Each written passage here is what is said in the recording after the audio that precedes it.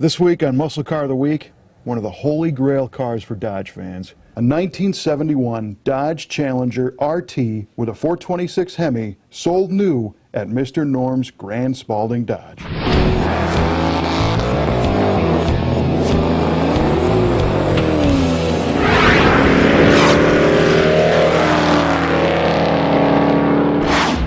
(1971) was the second year for the E-body platform from Dodge.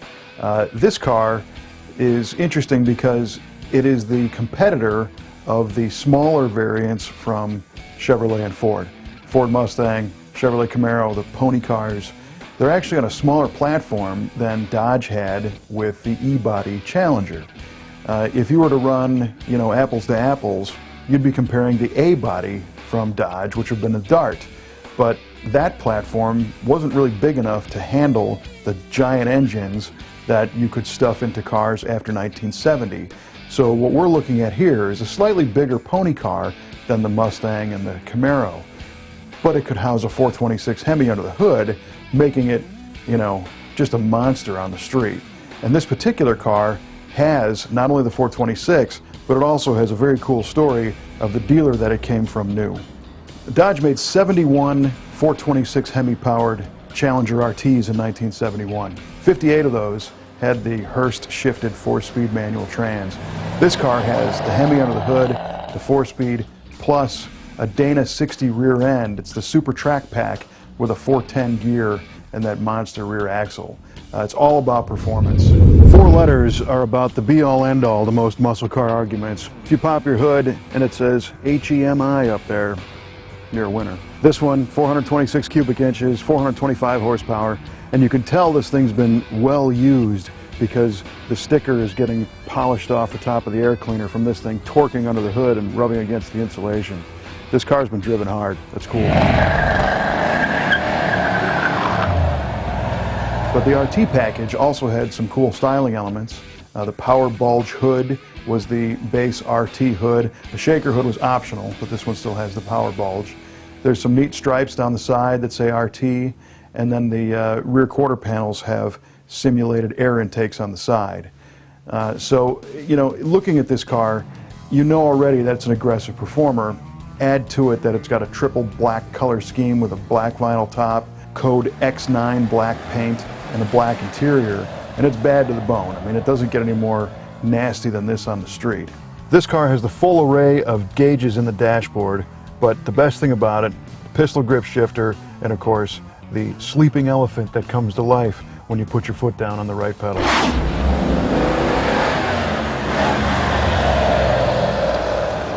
Another piece of trivia is that 1971 was the first year that Dodge got rid of the driver's side left-handed threaded lug nuts. You hear horror stories of people who didn't know that on Dodge products in the 50s and 60s, the driver's side lug nuts all had reverse threads. So trying to change a tire was kind of confusing because the sides were different, but 71 and on, they were all standard threads. Being a Dodge that was bought through Grand Spaulding Dodge, sold by the famous Mr. Norm, who knows what kind of life this thing led, because those cars and that dealership were known for high performance.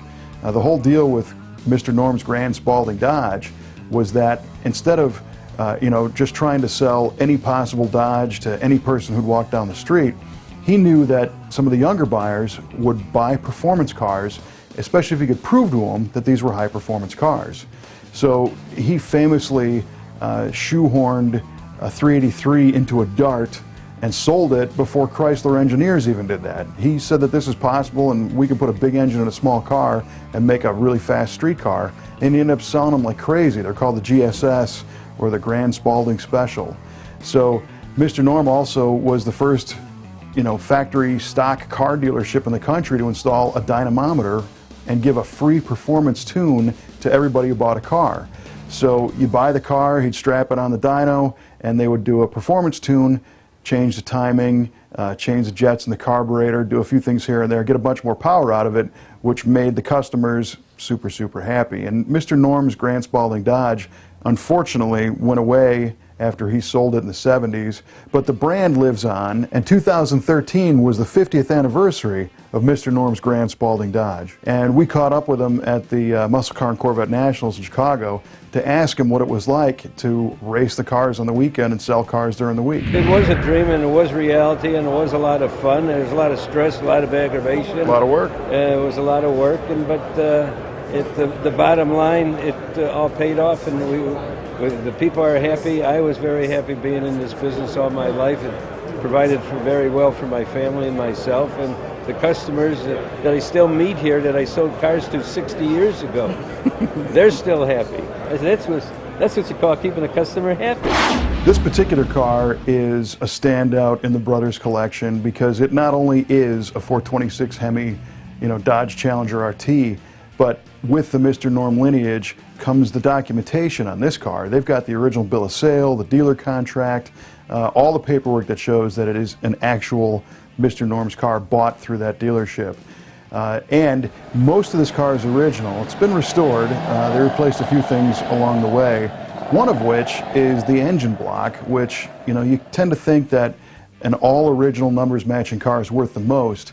But I think in this case, knowing that the engine was replaced under warranty at some point during this car's life, to me that says it was used the way it was supposed to be used.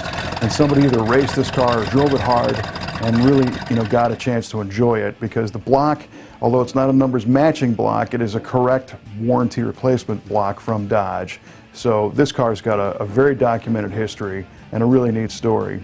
And whatever happened to 3300 West Grand Avenue in Chicago, well, you can go there today and the skeleton remains of Grand Spaulding Dodge are still there. It's a good thing we still have the cars today, because the dealership's pretty much smoked. You look on Google Earth Street View and you can take a quick tour. It's kind of depressing, but seeing this car do its thing will put a smile right back on your face. We hope you enjoyed checking out this Hemi RT as much as we enjoyed bringing it to you. And if you go to our Muscle Car of the Week website, we've got a special treat this time. An exclusive interview that I did with Mr. Norm a couple years ago in a podcast that you can listen to. And believe me, nobody tells Mr. Norm's story like Mr. Norm himself. We also have a Facebook page where you can check out other cars and share them with your friends. And don't forget the YouTube channel. Hit the subscribe button and you'll never miss an episode of Muscle Car of the Week.